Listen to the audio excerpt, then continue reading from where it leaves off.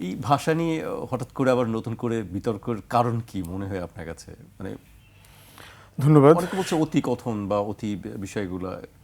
ধন্যবাদ সবাইকে, মাহে রমজানের শুভেচ্ছা। প্রথম কথা হচ্ছে যে বাংলা শব্দটাও কিন্তু বাংলা না, এটা কিন্তু বাঙ্গালা, একটা ফার্সি শব্দ। বাঙ্গালা। বাঙালি আপনি এই যে আমরা এত শ্রদ্ধা নিবেদন করে আসলাম শহীদ মিনার, শহীদ এবং মিনার দুটাই বাংলার বাইরের শব্দ।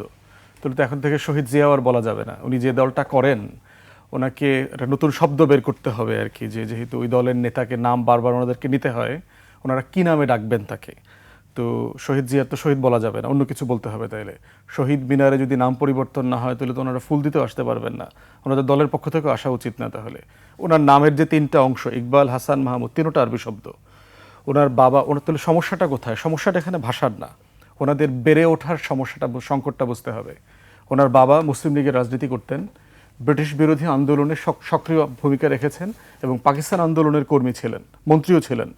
প্রাকৃতিক সম্পদ শিল্প বিষয়ক মন্ত্রী ছিলেন পাকিস্তান সরকারে 60-এর দশকে, 63 থেকে 65। কিন্তু উনি করেছেন বাম রাজনীতি।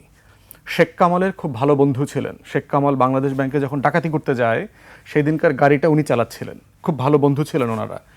তো সেই রকম একটা বাস্তবতায় যখন ওনাদের এসে বাংলাদেশি জাতীয়তাবোধ, ইসলামী মূল্যবোধের রাজনীতির যে ফ্রেম বিএনপির, এই রাজনীতিটা করতে হয়, ওনার চিন্তার ফ্রেমের সাথে ওই রাজনীতিটা আসলে যায় না।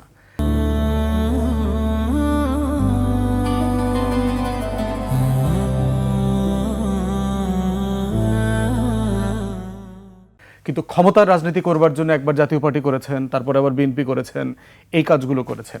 এই হীনমন্যতা শুধু ওনার না, ইটস এ ফেনোমেনা। ওনার জেনারেশনের টোটাল লেফট পলিটিক্স করছে দেখবেন, যারা মুসলিম লীগ পরিবারের সন্তান, তথাকথিত প্রগতিশীল রাজনীতি করেছেন।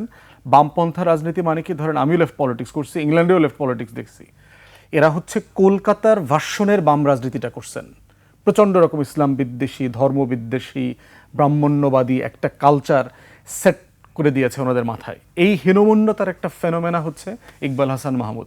এবং শুধু সে না, আরও পত্রিকাগুলোতে যে রিপোর্টগুলো দেখবেন, যারা যারা ইন্টারভিউ দিয়েছেন, তথাকথিত প্রগতিশীল হবার চেষ্টা করছেন, এই পুরো হীনমন্যতার জায়গাটা হচ্ছে একটা ইসলামোফোবিয়ার এলিমেন্ট আছে। এইটা 60-এর দশকে বেড়ে ওঠার সেই সোকল মানে মিসগাইডেড লেফট পলিটিক্সের জায়গা আছে কলকাতার। আর থার্ড সমস্যা হচ্ছে নতুন যে ইয়াংদের ভিতরে একটা অর্গানিক পরিবর্তন হয়ে গেছে 24-এর আন্দোলনের মধ্য দিয়ে, যে রিফ্লেকশনটা আমরা দেখতে পাচ্ছি, এইটাকে তারা মেনে নিতে পারছে না।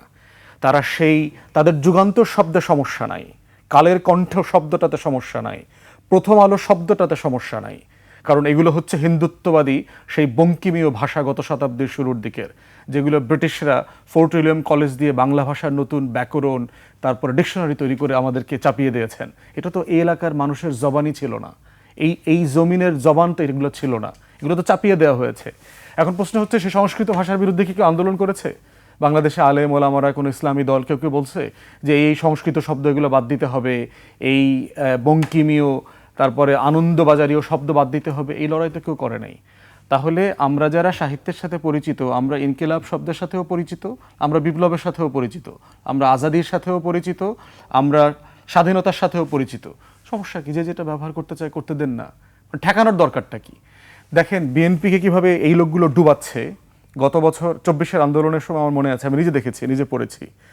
বিএনপি তার পেজে, ফেসবুক পেজে লিখতেছে, ঢাকা আসছে জনতা, ছাড়তে হবে ক্ষমতা, ইনকিলাব জিন্দাবাদ, ফয়সালা হবে রাজপথে। বাংলাদেশ যাবে কোন পথে? দেখবেন হেলাল ভাই তো বিএনপি রাজনীতি করেন, বিএনপির স্লোগান আছে, বাংলাদেশ যাবে কোন পথে, ফয়সালা হবে রাজপথে। ফয়সালা, রাজপথ, দেখেছি। এগুলো সব কিন্তু আপনার অবাঙালি সোকল্ড, যদি আপনি ধরেন, যেটা আমাদের ভাষা না, বলা হচ্ছে উর্দু ভাষা। উর্দু শব্দটা ইটসেলফ একটা তুর্কি শব্দ। উর্দু শব্দ মানে হচ্ছে ক্যান্টনমেন্ট। এর মানে হইল যে অটোমান এম্পায়ারের সময় সোলজাররা মুসলিম এম্পায়ারের বিভিন্ন জায়গা থেকে গেছে না, ভারতবর্ষ থেকে তো ওখানে গেছে। ক্যান্টনমেন্টে যে ভাষাটা শত শত বছর ধরে ডেভেলপ করছে, এটা বলা হইতো যে উর্দুটা মানে হচ্ছে ওই মুসলমানদের ল্যাঙ্গুয়েজ ডেভেলপ করেছে আর কি। উর্দু ভাষা সবচেয়ে বড় কবি কারা? এখন পর্যন্ত ভারতের যে 14টা জাতীয় ভাষা আছে, তারা যেগুলোকে স্বীকৃতি দেয়, তার ভিতরে উর্দু একটা। কলকাতা বিশ্ববিদ্যালয় মমতা নিজে উর্দু একাডেমির চেয়ার উদ্বোধন করেছেন বিশ্ববিদ্যালয়ে।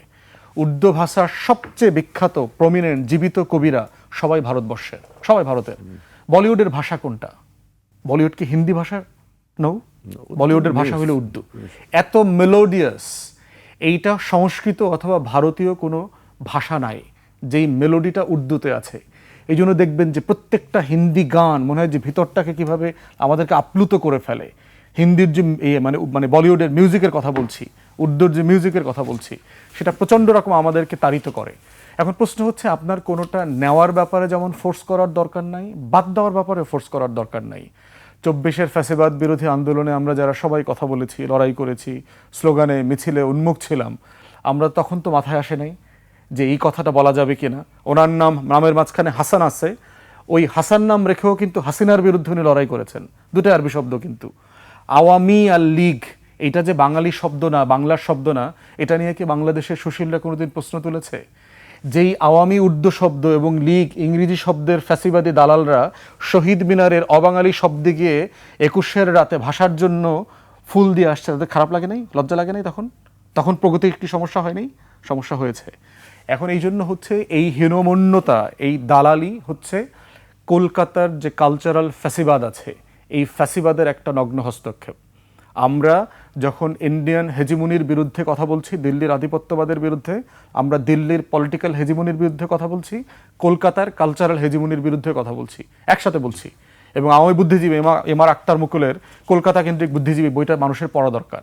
যারা এই দালাল সম্প্রদায়কে এখনো চেনে নাই, তাদের এই হেজিমনি সম্পর্কে বোঝা দরকার, পড়া দরকার। তাহলে যেটা হবে যে বুঝতে পারবে যে আসলে ল্যাঙ্গুয়েজের এই ব্যারিয়ারটা কৃত্রিমভাবে আরোপিত, প্রয়োজন নাই। আপনি এটা যদি করেন, এটার গুরুত্ব আরও বাড়বে। এখানে এটা আরও বেশি অ্যান্টি ইন্ডিয়ান হেজিমনির যে ফ্লো আছে, ফ্লেভার আছে, এটা তৈরি করবে। প্রগতিশীলরা আপনারা আরও বিপদে পড়বেন, আরও মার্জিনে চলে যাবেন।